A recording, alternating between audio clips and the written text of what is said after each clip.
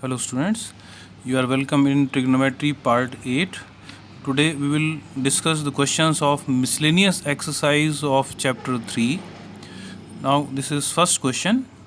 This is 2 cos pi by 13 into cos 9 pi by 13 plus cos 3 pi by 13 plus cos 5 pi by 13. Now how to solve? We want to prove this. Prove that it is equal to 0. So we will solve left hand side because we are proving it. And you observe the question. Now the first term is product of two functions. Remaining terms, these are sum of two trigonometric functions. So we have to use the formula, either convert product into sum or difference, or convert sum into product. So you can use any one of these two. So we are using now converting this product into sum or difference using formula 2 cos A cos B. It is cos A plus B plus cos A minus B. Now mind it, while applying this result, you observe, you imagine the greater angle as A, so it will reduce your one step of calculation. So this is 2 cos A into cos B, and apply this formula.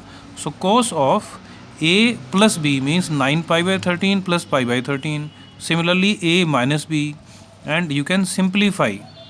Now after simplification, you see we have to convert 10 pi by 13. If you observe, this is 10 pi by 13, this is 3 pi by 13. It means 10 pi by 13 can be written in terms of this. So using pi minus 3 pi by 13.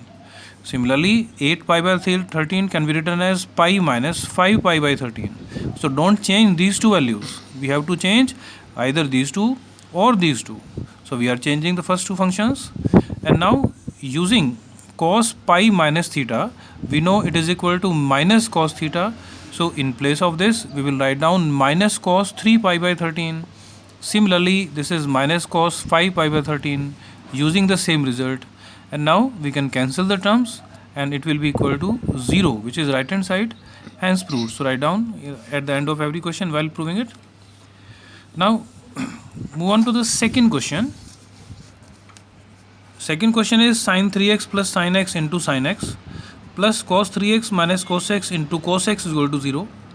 Now we want to prove, so we will solve the left hand side. Clearly we can observe these two functions that there is this sum of two trigonometric functions. So using sin c plus sin d or sin x plus sin y, and similarly using cos x minus cos y. So we written these formulas. I have not written the completely, so you have to complete these results, and we are using sin c plus sin d. So it is 2 sin c plus d by 2 into cos c minus d by 2. Similarly, apply the formula cos c minus cos d here, and you need simplification only. 3x plus x upon 2, it is 2x. 3x minus x upon 2, it is x. So it is cos x into sin x. Similarly, simplify this and you will get both two terms similar. So we can cancel and we will get equal to 0, which is right hand side. I hope it is clear. Now it is fourth question. All these questions are important and you have to try all the questions with examples. Prove that cos x minus cos y whole square plus sin x minus sin y whole square is equal to. So we simplify the left hand side, write down left hand side, and expand the square using a minus b whole square. So it is cos square x plus cos square y minus 2 cos x cos y. You know the identity we have used here. Sin x minus sin y whole square, again use the identity. And now we have to combine the terms. Combine cos square x with sin square x because we want to apply identity. Similarly, cos square y plus sin square y, and write down combine these two terms. I have taken minus 2 common from these two. So minus 2 it is common, it is cos x cos y plus sin x sin y. Replace this is equal to 1 using identity. This is also 1 using identity. And you remember this is a formula. Which formula? Cos A cos B plus sin A sin B. I hope you remember this formula. This is equal to cos A minus B. So you Now apply this formula here. So it will be 2 cos of x minus y. Now you can simplify. I have taken 2 minus 2 common from this. 1 minus cos of x minus y. Now in this part we will apply one more identity.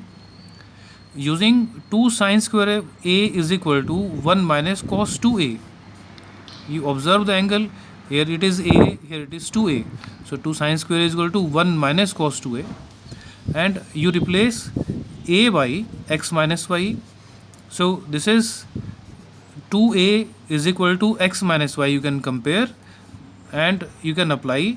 It will be 2 sine square half of this angle, that is x minus y upon 2, and you can multiply. It is equal to right hand side, which we have to prove. I hope it is clear to you. Then question number 5. Sin x plus sin 3x plus sin 5x plus sin 7x, we want to prove that it is equal to 4 cos x into cos 2x into sin 4x. Now to prove this, we will solve left hand side, and we have to combine the terms. Before applying the formula, we have to combine the terms. Do not combine like this. We have to select sin x with sin 7x. You see, the sum of angles x plus 7x, it is 8x. Similarly, sum of these two angles, that is also 8x. It means after application of the formula, there will be something common, the possibility of taking common. So that's why combined like this: sin x with sin 7x, sin 3x with sin 5x, and use this formula sin c plus sin d in both parts. This is the formula, and you have to apply. After application, you will get these two terms. And now you can simplify. It is 4x. It is cos of minus 3x. Similarly, it is cos of minus x when applying the formula.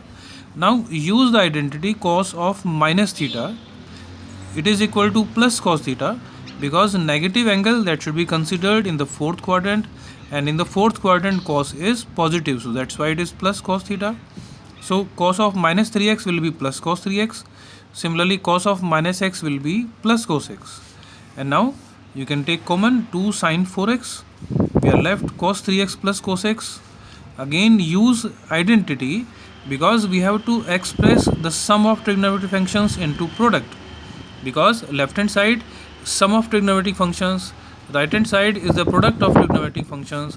So we have to express sum into product, and these are the results to express sum into product. So apply the formula and simplify. You will get equal to right hand side, and try to solve this complete yourself. So it was 5th question. I hope it is clear. Now question number 8. We are given tangent x is equal to minus 4 by 3. X lies in the second quadrant.